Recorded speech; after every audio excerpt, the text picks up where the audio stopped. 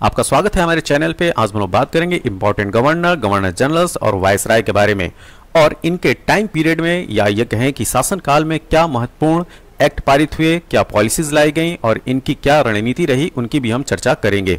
तो चलिए सबसे पहले स्टार्ट करते हैं वारेन हेस्टिंग्स के साथ। इसका टाइम पीरियड होता है 1773 से लेकर 1785 ईस्वी तक। यह बंगाल का प्रथम गवर्नर जनरल होता है। ठीक है, 1773 ईस्वी में रेगुलेटिंग एक्ट पारित हुआ। इसी के टाइम पीरियड में घेरे की नीति, जिसको रिंग फेंस नीति बोला जाता है, वारेन हेस्टिंग्स से ही संबंधित है। और यह प्रश्न पूछा भी जाता है कि घेरे की नीति या रिंग फेंस की पॉलिसी किसकी थी, तो वारेन हेस्टिंग्स की थी। ठीक है, कलकत्ता में सुप्रीम कोर्ट, सर्वोच्च न्यायालय की स्थापना इसी के द्वारा कराई जाती है। प्रथम आंग्ल मराठा युद्ध 1775 से 1782 ईस्वी तक, द्वितीय आंग्ल मैसूर युद्ध 1780 से लेकर 1784 ईस्वी तक और सालबाई की संधि 1782 ईस्वी में इसी के टाइम पीरियड में होता है। भारत में न्यायिक सेवा का जनक वारेन हेस्टिंग्स को ही माना जाता है। तो भारत में अगर जुडिशरी सर्विस की शुरुआत करने की बात किया जाए तो ये वारेन हेस्टिंग्स के द्वारा किया जाता है। तो इसी वजह से भारत में न्यायिक सेवा का जनक वारेन हेस्टिंग्स को बोलते हैं। लॉर्ड कॉर्नवालिस के बारे में बात करते हैं, या अगला जो है वह गवर्नर जनरल होता है। तो 1786 से लेकर 1793 ईस्वी तक यह इसका टाइम पीरियड होता है। इसके शासनकाल में जो प्रमुख बातें होती हैं उनको देखते हैं। तृतीय आंग्ल मैसूर युद्ध जो कि 1790 से लेकर 1792 ईस्वी में होता है और श्रीरंगपट्टनम की संधि जो कि 1792 ईस्वी में होती है, इसी के टाइम पीरियड में संपन्न होती है। स्थायी बंदोबस्त 1793 ईस्वी में इसी के टाइम पीरियड में शुरुआत होता है। 5 अक्टूबर 1805 को कॉर्नवालिस की मृत्यु गाजीपुर उत्तर प्रदेश में हुई और वहीं पर इसकी कब्र स्थित है। भारत में सिविल सेवा तथा पुलिस सेवा का जनक जो है लॉर्ड कॉर्नवालिस को बोला जाता है। और वारेन हेस्टिंग्स को क्या बोलते हैं, भारत में न्यायिक सेवा का जनक बोलते हैं। लेकिन अगर आपसे पूछा जाए कि भारत में सिविल सेवा एवं पुलिस सेवा का जनक किसको बोलते हैं, तो लॉर्ड कॉर्नवालिस को। लॉर्ड वेलेस्ली के बारे में बात करते हैं। इसका टाइम पीरियड होता है 1798 से लेकर 1805 ईस्वी तक। इसके टाइम पीरियड में सहायक संधि की शुरुआत होती है जो कि 1798 ईस्वी में होता है। हैदराबाद 1798 में, 1800 ईस्वी में, मैसूर 1799 ईस्वी में, तंजौर 1799 ईस्वी में, अवध 1801 ईस्वी में, पेशवा 1802 ईस्वी में, भोसले 1803 ईस्वी में और सिंधिया 1804 ईस्वी में इन सहायक संधियों के द्वारा जो है इसके शासनकाल के अंतर्गत शामिल किए जाते हैं। चतुर्थ आंग्ल मैसूर युद्ध की बात करें तो 1799 ईस्वी में चतुर्थ आंग्ल मैसूर युद्ध होता है और बसिन की संधि जो है 1802 ईस्वी में होती है, इसी के टाइम पीरियड में। द्वितीय आंग्ल मराठा युद्ध 1803 से लेकर 1805 ईस्वी में जो चलता है, इसी के टाइम पीरियड में होता है। कलकत्ता में फोर्ट विलियम कॉलेज की स्थापना जो है वो लॉर्ड वेलेस्ली के टाइम पीरियड में होता है। तो कभी कभी क्या होता है कि आपसे ये जो घटनाएं हैं वो पूछा जाता है कि जो सेकंड आंग्ल मराठा युद्ध था वह उस समय जो है वो भारत मतलब कि गवर्नर जनरल कौन था। तो इस तरीके से प्रश्न पूछे जाते हैं। ठीक है, या इस तरह से भी पूछा जा सकता है कि सहायक संधि की जो शुरुआत हुई थी 1798 ईस्वी के तहत कौन कौन से राज रजवाड़े या रियासतें जो है इसके तहत शामिल की गई थी या उनके साथ जो है सहायक संधि जो है वो साइन किया गया था और इसकी शुरुआत जो है किसने किया था, लॉर्ड वेलेस्ली ने। तो इस तरह के जो है प्रश्न आपसे फ्रेम किए जाते हैं, हिस्ट्री में ध्यान रखिएगा। लॉर्ड हेस्टिंग्स के बारे में बात करते हैं। इसका टाइम पीरियड होता है 1813 से लेकर 1823 ईस्वी तक। ठीक है, 1813 से 1823 ईस्वी तक। तृतीय आंग्ल मराठा युद्ध जो कि 1817 से 1819 ईस्वी के बाद जो है यह जो है अहस्तक्षेप की नीति लाता है। ठीक है, क्या अहस्तक्षेप की नीति लाता है। ठीक, 1818 ईस्वी में पेशवा पद की समाप्ति हो जाती है। इसी के शासनकाल के दौरान आंग्ल नेपाल युद्ध 1814 से जो 1816 ईस्वी तक चलता है, इसी के टाइम पीरियड में होता है। ध्यान दीजिए, लॉर्ड हेस्टिंग्स है। ठीक है, और जो पहला गवर्नर जनरल था बंगाल का वो था वारेन हेस्टिंग्स। आंग्ल नेपाल युद्ध जो कि 1814 से 1816 के बीच में होता है वो लॉर्ड हेस्टिंग्स के टाइम पीरियड में होता है। बंबई एवं मद्रास में रैयतवाड़ी व्यवस्था को टॉमस मुनरो द्वारा लागू किया जाना, ठीक, जो कि यह टाइम पीरियड होता है 1820 में। ये पूछा भी जाता है कि रैयतवाड़ी व्यवस्था जो है वो कब प्रारंभ की गई थी, तो 1820 में। कहाँ प्रारंभ की गई थी, मद्रास में। किसके द्वारा लागू किया गया था, टॉमस मुनरो के द्वारा। और कौन गवर्नर जनरल था, तो लॉर्ड हेस्टिंग्स था। अवध एवं उत्तर पश्चिम राज्यों प्रांतों में महालवाड़ी व्यवस्था को लागू करना इसी के टाइम पीरियड में होता है।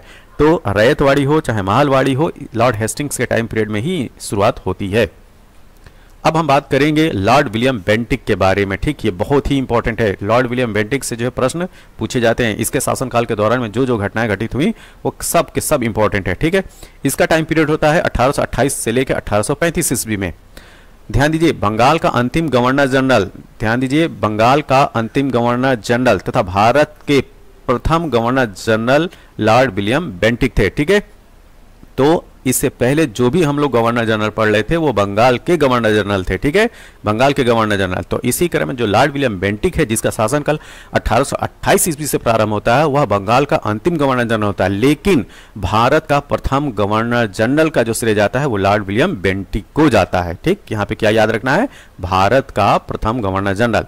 देखिए 1829 ईस्वी में नियम 17 के द्वारा सती प्रथा का उन्मूलन जो है इसी के टाइम पीरियड में होता है। फिर 1833 ईस्वी में जो चार्टर एक्ट आता है वो इसी के टाइम पीरियड में आता है। तो 1833 ईस्वी के चार्टर एक्ट के द्वारा बंगाल के गवर्नर जनरल को भारत का गवर्नर जनरल बना दिया गया। तो देखिए ये 1828 में आता है, तो 1828 से लेकर जब चार्टर एक्ट 1833 लागू नहीं होता है तब तक यह जो है वो बंगाल का गवर्नर जनरल होता है। लेकिन 1833 के चार्टर एक्ट में यह प्रोविजन लाया गया कि बंगाल का जो गवर्नर जनरल होगा वो भारत का गवर्नर जनरल होगा। तो इसी क्रम में जो लॉर्ड विलियम बेंटिक है 1833 के चार्टर एक्ट के माध्यम से भारत का गवर्नर जनरल बन गया। और कौन सा, भारत का प्रथम गवर्नर जनरल बना दिया गया। इस प्रकार 1833 में भारत का पहला governor general Lord William Bentinck हुआ। बेंटिक ने कर्नल स्लीमैन, बहुत इंपॉर्टेंट है, कर्नल स्लीमैन की सहायता से 1830 ईस्वी में ठगी प्रथा को समाप्त किया। यह पूछा भी जाता है कि ठगी प्रथा से कौन संबंधित था, तो कर्नल स्लीमैन था। ठीक, तो ठगी प्रथा 1830 में समाप्त की जाती है लॉर्ड विलियम बेंटिक के शासनकाल के दौरान। और इसमें सहयोगी कौन होता है, कर्नल स्लीमैन। ये नाम भी याद रखना है। लॉर्ड एलन बरो के बारे में बात करते हैं। ठीक है, तो इसका टाइम पीरियड होता है 1842 से लेकर 1844 ईस्वी तक। तो पहला आंग्ल अफगान युद्ध समाप्त हुआ इसी के टाइम पीरियड में। सिंध को 1843 ईस्वी में पूर्ण रूप से ब्रिटिश साम्राज्य में मिला लिया गया। ठीक, तो 1843 ईस्वी में ब्रिटिश साम्राज्य में सिंध जो पूरी तरीके से आ जाता है और 1843 ईस्वी में ही दास प्रथा को खत्म किया जाता है। तो दास प्रथा का उन्मूलन जो है 1843 ईस्वी में होता है। अगर आपसे पूछा जाए कि किस एक्ट के माध्यम से होता है, तो 1843 के एक्ट नंबर 5 द्वारा होता है। ठीक है, तो लॉर्ड एलन बरो जो गवर्नर जनरल भारत का था उसके टाइम पीरियड में एक बहुत जो इंपॉर्टेंट काम होता है वह दास प्रथा का उन्मूलन होता है, जो कि 1843 के एक्ट के 5 द्वारा समाप्त होता है।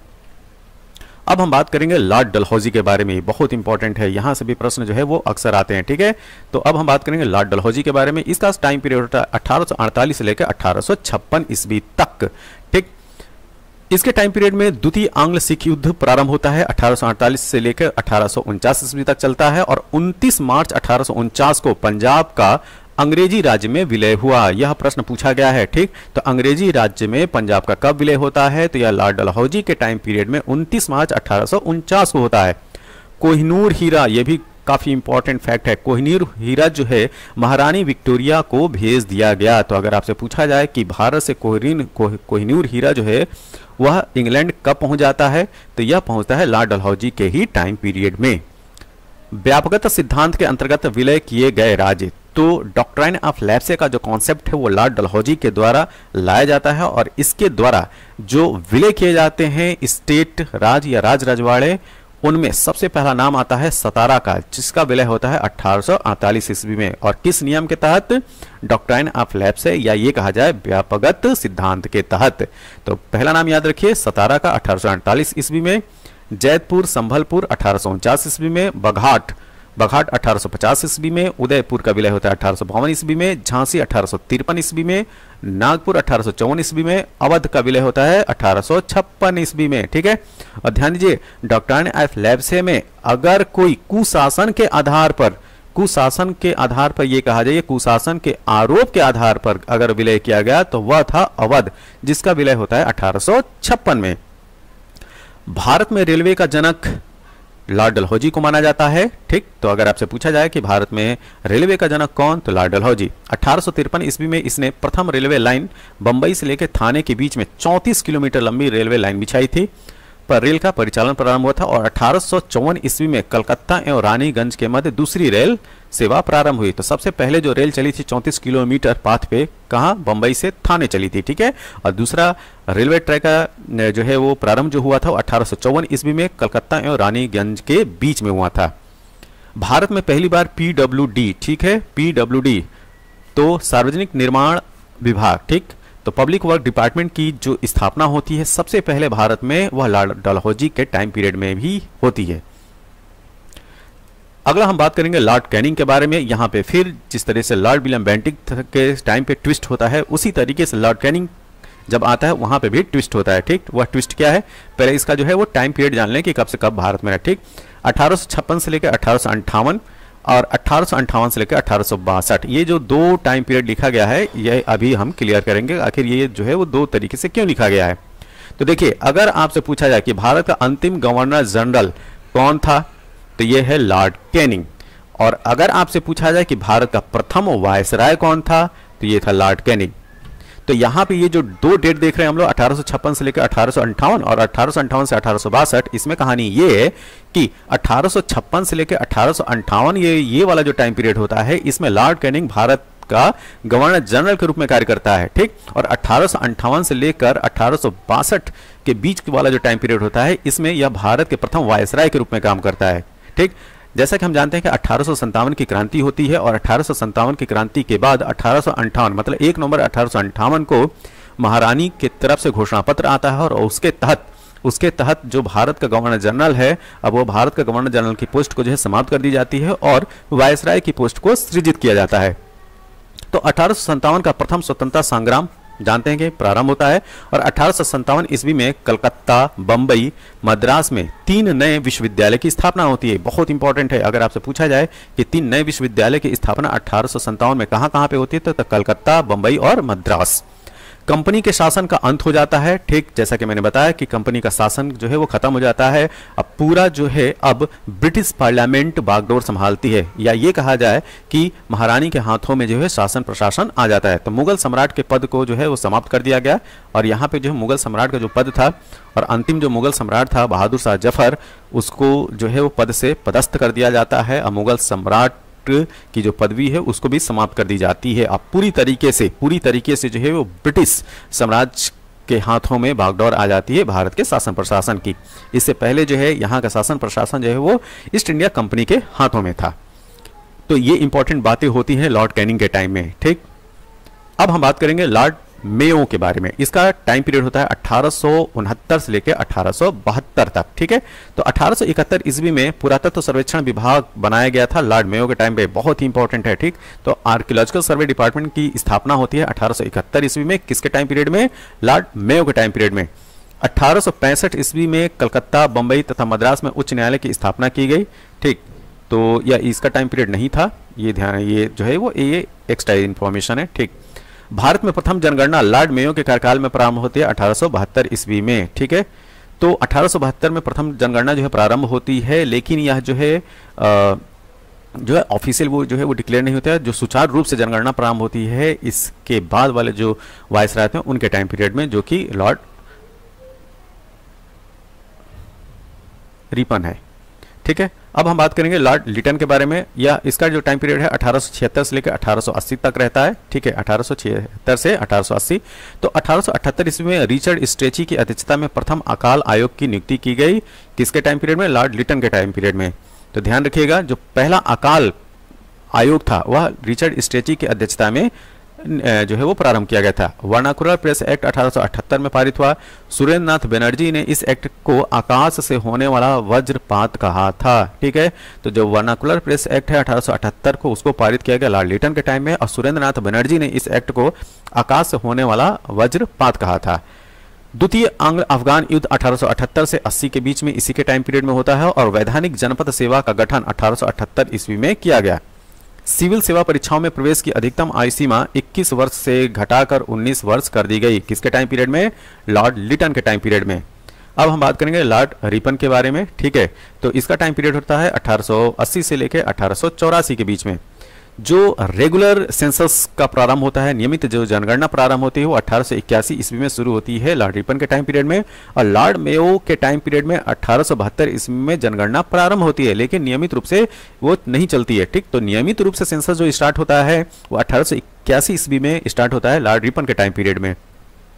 स्थानीय स्वशासन संबंधी प्रस्ताव पारित हुआ 1882 ईस्वी में, इसलिए रिपन को स्थानीय स्वशासन का जनक कहा जाता है। तो लोकल सेल्फ गवर्नमेंट का फादर अगर आपसे पूछा जाए तो लॉर्ड रिपन को बताइएगा। ठीक है, लॉर्ड रिपन को। विलियम हंटर की अध्यक्षता में 1882 ईस्वी में शिक्षा आयोग का गठन किया गया, जो कि प्राथमिक शिक्षा से संबंधित है। ये पूछा भी जाता है कि विलियम हंटर जो कमीशन है वो किससे रिलेटेड है, तो प्राइमरी एजुकेशन से रिलेटेड है, और कब पारित हुआ, 1882 ईस्वी में यह शिक्षा आयोग का जो है गठन किया जाता है। और किसके टाइम पीरियड में, लॉर्ड रिपन के टाइम पीरियड में। वर्नाकुलर प्रेस एक्ट 1882 में इसको समाप्त कर दिया गया। 2 फरवरी 1883 ईस्वी में यूरोपियों के विरुद्ध भारतीय न्यायाधीशों द्वारा मुकदमे की सुनवाई के लिए प्रस्तावित इल्बर्ट बिल, ये बहुत इंपॉर्टेंट है, इल्बर्ट बिल विवाद हुआ था, और यह जो है श्वेत विद्रोह के नाम से भी प्रसिद्ध है। ठीक है, तो इल्बर्ट बिल विवाद जो है वो लॉर्ड रिपन के टाइम पीरियड का है। वर्नाकुलर प्रेस एक्ट को जो समाप्त किया गया वो लॉर्ड रिपन के ही टाइम पीरियड में समाप्त किया गया है। तो ये दो जो टर्म है इनको ध्यान से रखिएगा, वर्नाकुलर प्रेस एक्ट और इल्बर्ट बिल। लॉर्ड डफरिन के बारे में बात करते हैं। ठीक है, इसका टाइम पीरियड होता है 1884 से लेकर 1886 ईस्वी का। डफरिन के समय में A.O. ह्यूम के द्वारा 1885 ईस्वी में भारतीय राष्ट्रीय कांग्रेस की स्थापना की गई। तो अगर आपसे पूछा जाए कि इंडियन नेशनल कांग्रेस की स्थापना किसके टाइम पीरियड में होती है, तो लॉर्ड डफरिन के टाइम पीरियड में। तो उस समय वायसराय होता है लॉर्ड डफरिन, और उसी के समय में जो A.O. ह्यूम है उनके द्वारा 1885 ईस्वी में भारतीय राष्ट्रीय कांग्रेस की स्थापना की गई। 1887 ईस्वी में डफरिन के कार्यकाल में इलाहाबाद विश्वविद्यालय की स्थापना की गई। तो अगर आपसे पूछा जाए कि यूनिवर्सिटी ऑफ इलाहाबाद, इलाहाबाद जो विश्वविद्यालय है उसकी स्थापना कब की गई, तो 1887 ईस्वी में, और उस समय वायसराय कौन था, तो लॉर्ड डफरिन था। अब हम बात करेंगे लॉर्ड कर्जन के बारे में, ये बहुत ही इंपॉर्टेंट है, लॉर्ड कर्जन से अक्सर क्वेश्चन पूछे जाते हैं। ठीक है, तो लॉर्ड कर्जन का जो टाइम पीरियड होता है 1899 से लेकर 1905 ईस्वी तक होता है। ठीक, और लॉर्ड कर्जन के कार्यकाल में गठित जो इंपॉर्टेंट कमीशन थे, आयोग थे, उनको देखते हैं। इधर जो है वर्ष दिया हुआ है, यहाँ पे आयोग का नाम दिया हुआ है, और उस समय आयोग के अध्यक्ष कौन थे उसकी बात की गई है। तो 1900 ईस्वी में अकाल आयोग की स्थापना होती है और सर एंटोनी मैकडोनाल्ड इसके अध्यक्ष होते हैं। 1901 ईस्वी में सिंचाई आयोग का जो है वो गठन होता है, और सर कॉलिन स्कॉट मॉनक्रिफ, क्या सर कॉलिन स्कॉट मॉनक्रिफ इसके अध्यक्ष होते हैं। 1901 ईस्वी में रेलवे कमीशन होता है, रेलवे आयोग, टॉमस रॉबर्टसन इसके अध्यक्ष होते हैं। 1902 ईस्वी में पुलिस आयोग, और एंड्रयू फ्रेजर का नाम जरूर याद रखिए। ठीक है, यह पुलिस कमीशन से संबंधित है, 1902 ईस्वी का है। 1902 ईस्वी में ही विश्वविद्यालय आयोग आता है, ठीक, यूनिवर्सिटी कमीशन, और सर टॉमस रैले इसके अध्यक्ष होते हैं। 19 जुलाई 1905 ईस्वी को कर्जन ने शिमला में बंगाल विभाजन की घोषणा की, तथा सितंबर 1905 में ब्रिटिश सम्राट ने इसकी स्वीकृति दी। तो कर्जन जो है डिवाइड एंड रूल के कॉन्सेप्ट पे जो है यहाँ पे शासन स्थापित करना चाहता था, और इसी के तहत उसने 19 जुलाई 1905 ईस्वी को शिमला में बंगाल विभाजन की घोषणा की। तो ये प्रश्न पूछा भी जाता है कि बंगाल विभाजन की घोषणा कब की जाती है, तो 1905 में, और कर्जन यह घोषणा कहाँ करता है, शिमला में करता है, शिमला में। ठीक है, और इसकी स्वीकृति की अगर बात करें तो ब्रिटिश सम्राट ने इसकी स्वीकृति सितंबर 1905 में दिया। अब चलते हैं अगले वायसराय की तरफ, लॉर्ड मिंटो सेकेंड। यह लॉर्ड मिंटो सेकेंड है, 1905 से लेकर 1910 ईस्वी तक रहता है। 1907 ईस्वी में जो सूरत अधिवेशन होता है जिसमें कांग्रेस का विभाजन होता है नरम दल और गरम दल में, जिसको सूरत स्प्लिट भी बोलते हैं, यह घटना जो है लॉर्ड मिंटो सेकेंड के कार्यकाल में होती है। ठीक है, तो 1907 का सूरत स्प्लिट बहुत इंपॉर्टेंट है, इसमें कांग्रेस का विभाजन हो जाता है, किसमें, नरम दल और गरम दल में। मार्ले मिंटो सुधार के तहत पहली बार मुसलमानों के लिए पृथक मताधिकार तथा पृथक निर्वाचन क्षेत्रों की स्थापना की गई। तो जो मार्ले मिंटो रिफॉर्म है वो इसी के टाइम पीरियड में आता है, जिसमें पहली बार मुसलमानों के लिए अलग से मताधिकार और पृथक निर्वाचन क्षेत्रों की स्थापना की गई। तो ये भी प्रश्न काफी इंपॉर्टेंट है, और यह जो टाइम पीरियड होता है 1909 का आता है। तो 1909 में क्या आता है, 1909 में आता है मार्ले मिंटो रिफॉर्म।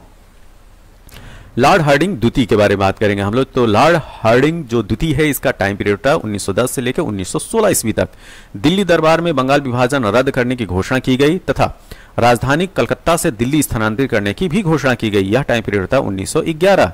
तो दिल्ली दरबार में बंगाल विभाजन भी रद्द होता है और राजधानी कलकत्ता से दिल्ली स्थानांतरित करने की जो घोषणा की जाती है 1911 ईस्वी में, वह लॉर्ड हार्डिंग सेकेंड के टाइम पीरियड में ही की जाती है। और एक चीज और इंपॉर्टेंट है, 1912 ईस्वी में दिल्ली भारत की राजधानी बनी। यह प्रश्न पूछा भी जाता है, ठीक है, कि दिल्ली जो है भारत की राजधानी कब बनी, तो 1912 ईस्वी में।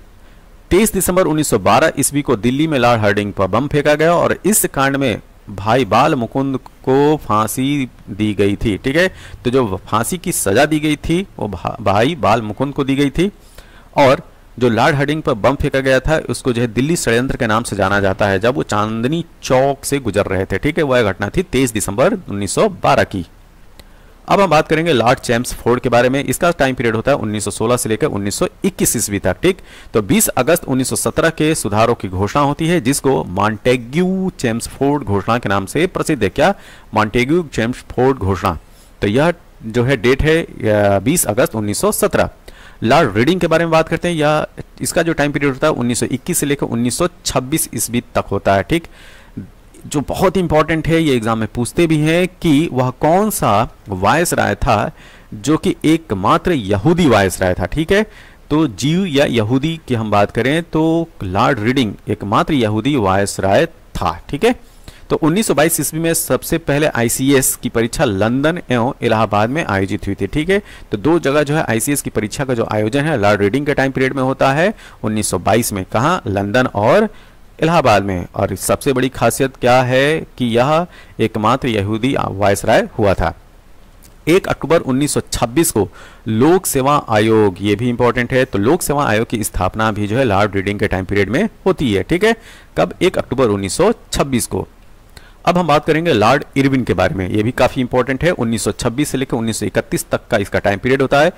देसी रियासतों के संबंध में 1927 ईस्वी में हार्टोग बटलर समिति की नियुक्ति की जाती है। ये यूपीएससी में पूछा गया है। ठीक है, यूपीएससी आईएएस के एग्जाम में जो है पूछा गया है प्रीलिम्स में कि हार्टोग बटलर समिति जो है किससे संबंधित थी, तो देसी रियासतों के संबंध में 1927 ईस्वी में हार्टोग बटलर समिति को नियुक्त किया जाता है। ठीक, उसमें वायसराय कौन होगा? Lord Irwin. 3 फरवरी 1928 को साइमन कमीशन भारत पहुंचा। ये भी डेट याद रखना है। ठीक है, तो साइमन कमीशन भारत कब पहुंचता है? 3 फरवरी 1928 को। 5 मार्च 1931 को गांधी इरविन समझौता होता है, जिसको दिल्ली पैक्ट के नाम से भी जाना जाता है। तो अगर आपसे पूछा जाए गांधी इरविन समझौता या दिल्ली पैक्ट कब हुआ, तो 5 मार्च 1931। लॉर्ड लिंथगो के बारे में बात करते हैं। यह 1936 से लेकर 1944 ईस्वी इसका टाइम पीरियड होता है। इसके टाइम पीरियड में जो प्रमुख घटनाएं घटित होती हैं उनको देखते हैं। देखिए, पहला प्रांतीय आम चुनाव 1936-37 में संपन्न हुआ है।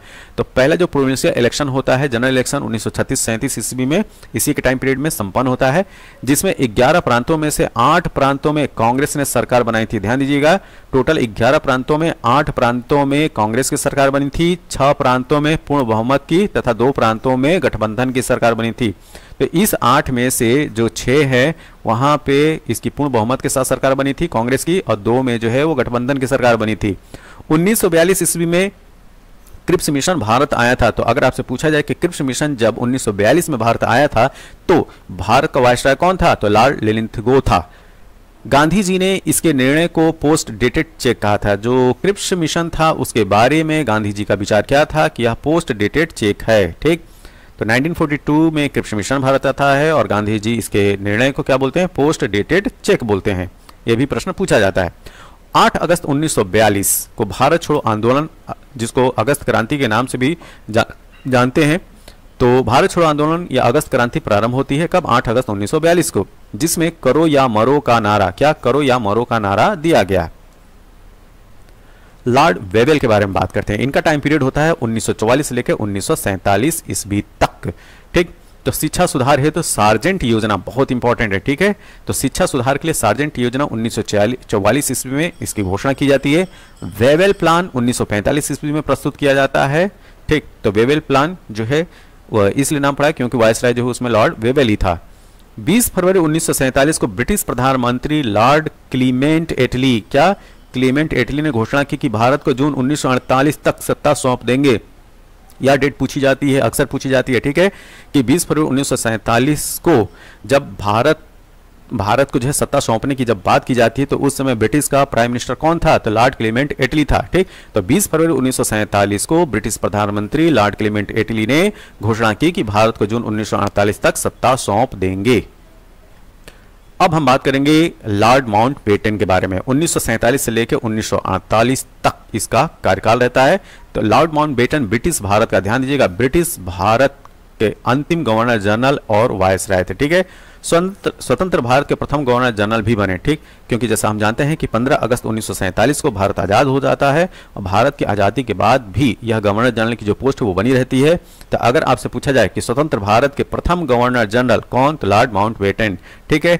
और ब्रिटिश भारत का अंतिम गवर्नर जनरल या वायसराय पूछा जाए तो क्या बताएंगे, लॉर्ड माउंटबेटन। 3 जून 1947 को माउंटबेटन योजना घोषित हुई, जिसमें भारत विभाजन की रूपरेखा थी। तो जो भारत विभाजन की बात की जाती है, जिसमें भारत और पाकिस्तान 2 राष्ट्रों का उदय होता है, यह प्लान जो है माउंटबेटन प्लान के नाम से जाना जाता है, जिसकी डेट थी 3 जून 1947, ठीक। तो स्वतंत्र भारत के प्रथम गवर्नर जनरल लॉर्ड माउंटबेटन नियुक्त हुए, ठीक। तो स्वतंत्र भारत के अगर प्रथम गवर्नर जनरल का नाम पूछा जाए तो लॉर्ड माउंटबेटन बताइएगा।